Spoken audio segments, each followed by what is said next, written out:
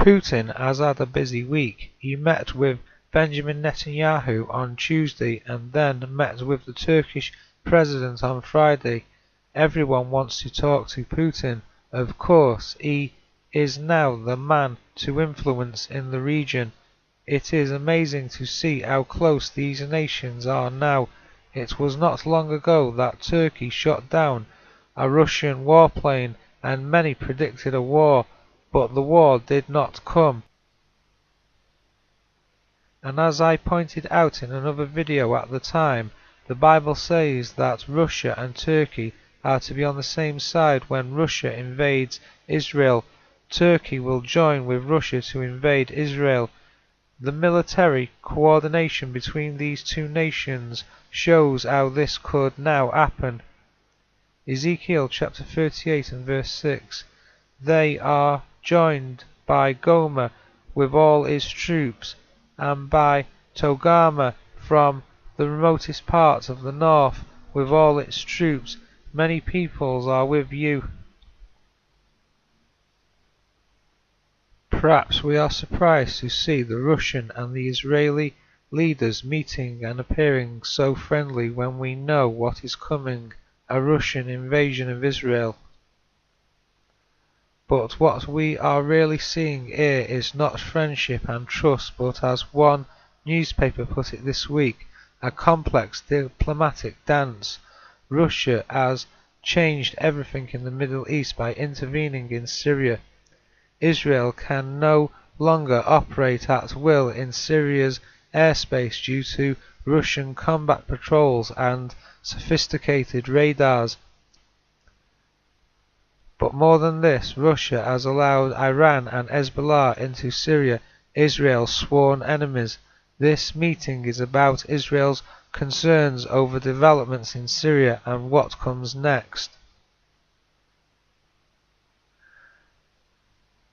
Daniel chapter 8 verses 24 to 25. His power will be great, but it will not be by his strength alone. He will cause terrible destruction.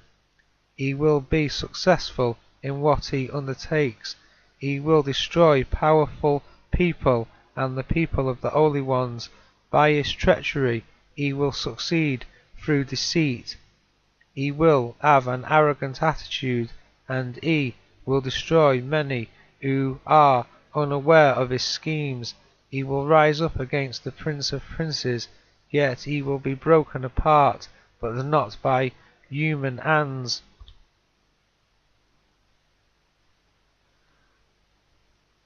Syria is still the place where we might well see the push occur between the King of the South and the King of the North.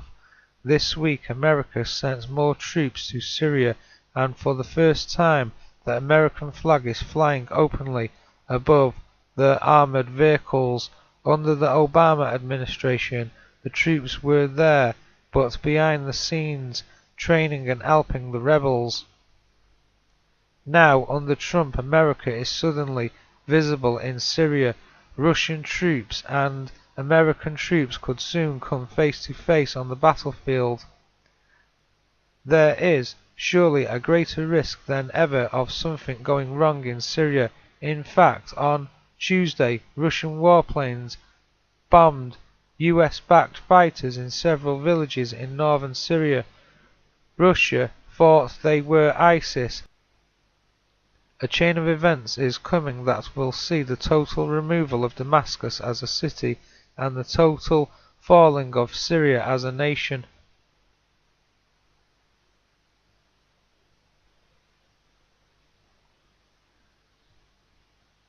Jeremiah chapter 49 verses 24 to 26. The people of Damascus will lose heart and turn to flee. Panic will grip them. Pain and anguish will seize them like a woman in labor.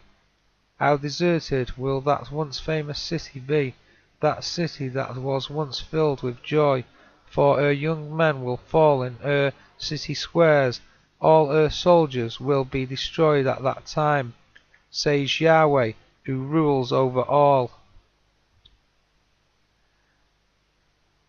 And this is why Israel is so concerned. Hezbollah has grown very strong during the Syrian conflict. weapons have flowed into Syria during the 5 years of war, and Hezbollah has benefited from this, upgrading its weapons capability.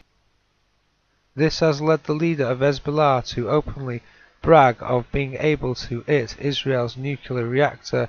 Some reports suggest that Israel may be planning a preemptive strike on Hezbollah, which is why the leader of Hezbollah is making these threats.